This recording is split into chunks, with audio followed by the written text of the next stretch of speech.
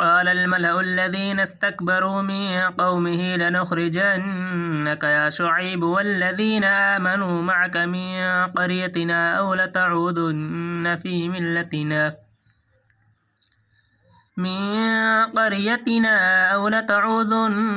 في ملتنا قال أولو كنا كارهين قد افترينا على الله كذبا إن عدنا في ملتكم بعد إذ نجانا الله منها وما يكون لنا أن نعود فيها إلا أن يشاء الله ربنا وسع ربنا كل شيء علما على الله توكلنا ربنا افتح بيننا وبين قومنا بالحق وأنت خير الفاتحين وقال الملأ الذين كفروا من قومه لئن اتبعتم شعيبا إنكم إذا لخاسرون فأخذتهم الرجفة فأصبحوا في دارهم جاثمين الذين كذبوا شعيبا كأن لم يغنوا فيها الذين كذبوا شعيبا كانوا هم الخاسرين فتولى عنهم وقال يا قوم لقد أبلغتكم رسالات ربي ونصحت لكم فكيف أسى على قوم كافرين وما أرسلنا في قرية من نبي إلا أخذنا أهلها بالبأساء والضراء لعلهم يذرعون ثم بدلنا مكان السيئة الحسنة حتى عفوا وقالوا قد مس آباءنا الضراء والسراء فأخذناهم بغتة وهم لا يشعرون ولو أن أهل القرى آمنوا واتقوا لفتحنا عليهم بركات من السماء والأرض ولكن كذبوا فأخذناهم بما كانوا يكسبون أفأمن أهل القرى أن يأتيهم بأسنا بياتا وهم نائمون أوأمن أهل القرى أن يأتيهم بأسنا ضحى وهم يلعبون أفأمنوا مكر الله فلا يأمن مكر الله إلا القوم الخاسرون أولم يهد للذين يرثون الأرض من بعد أهلها أن لو نشاء وصبناهم بذنوبهم ونتبع على قلوبهم فهم لا يسمعون تلك القرى نقص عليك من أنبائها ولقد جاءتهم رسلهم بالبينات فما كانوا ليؤمنوا بما كذبوا من قبل كذلك يطبع الله على قلوب الكافرين وما وجدنا لأكثرهم من عهد وإن وجدنا أكثرهم لفاسقين ثم بعثنا من بعدهم موسى بآياتنا إلى فرعون وملئه فظلموا بها فانظر كيف كان عاقبة المفسدين وقال موسى يا فرعون إني رسول من رب العالمين حقيق على أن لا أقول على الله إلا الحق قد جئتكم ببينة من ربكم فأرسل معي بني إسرائيل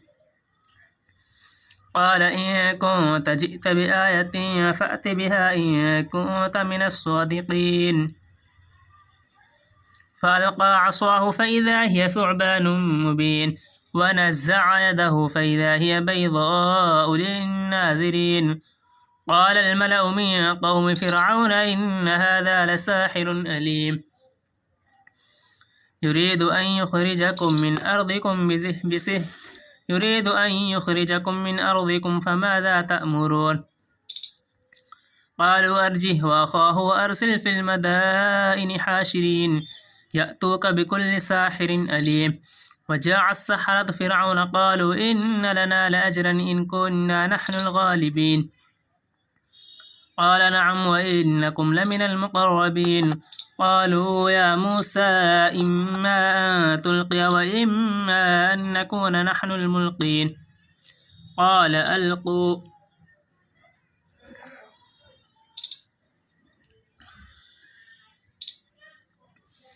فلما ألقوا سحروا أعين الناس واسترهبوهم وجاءوا بسحر عظيم وأوحينا إلى موسى أن ألق عصاك فإذا هي تلقف ما يأفكون فوقع الحق وبطل ما كانوا يعملون فغلبوا هنالك وانقلبوا صاغرين وألقي السحرة ساجدين قالوا آمنا برب العالمين رب موسى وهارون قال فرعون آمنتم به قبل أن آذن لكم إن هذا لمكر مكرتموه في المدينة لتخرجوا منها أهلها فسوف تعلمون لو قطعن أيديكم وأرجلكم من خلاف ثم لأصلبنكم أجمعين قالوا إنا إلى ربنا منقلبون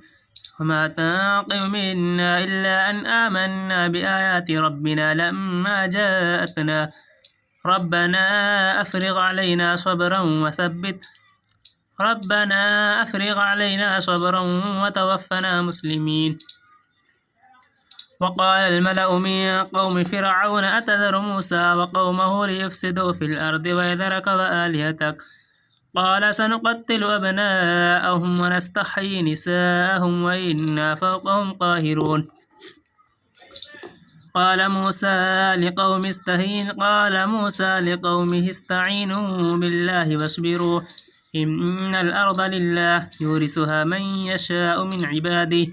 والعاقبة للمتقين قالوا أوذينا من قبل أن تأتينا ومن بعد ما جئتنا قال عسى ربكم أن يهلك عدوكم ويستخلفكم في الأرض فينظر كيف تعملون ولقد أخذنا آل فرعون بالسنين ونقص من الثمرات لعلهم يذكرون فإذا جاءتهم الحسنة قالوا لنا هذه وإن تصبهم سيئة يطيروا بموسى ومن معه ألا إنما طائرهم عند الله ولكن أكثرهم لا يعلمون وقالوا مهما تأتنا به من آية لتسحرنا بها فما نحن لك بمؤمنين فأرسلنا عليهم الطوفان والجراد والقمل والضفادع والدم آيات مفصلات فاستكبروا وكانوا قوما مجرمين ولما وقع عليهم الرجز قالوا يا موسى ادع لنا ربك بما عهد عندك لئن كشفت عنا الرجز لنؤمنن لك ولنرسلنك معك بني إسرائيل فلما كشفنا عنهم الرجز إلى أجل هم بالغوه إذا هم ينكثون فانتقمنا منهم فأغرقناهم في اليم بأنهم كذبوا بآياتنا وكانوا عنها غافلين وأورثنا القوم الذين كانوا يستضعفون مشارق الأرض ومغاربها التي باركنا فيها وتمت كلمة ربك الحسنى على بني إسرائيل بما صبروا ودمرنا ما كان يصنع فرعون وقومه وما كانوا يعرشون وجاوزنا ببني إسرائيل البحر فأتوا على قوم يعكفون على أصنام لهم قالوا يا موسى اجعل لنا إلها كما لهم آلهة قال إنكم قوم تجهلون إن هؤلاء متبر ما هم فيه وباطل ما كانوا يعملون قال أغير الله أبغيكم إلها وهو فضلكم على العالمين وإذ أنجيناكم من آل فرعون يسومونكم سوء العذاب يقتلون أبناءكم ويستحيون نساءكم وفي ذلكم بلاء من ربكم عظيم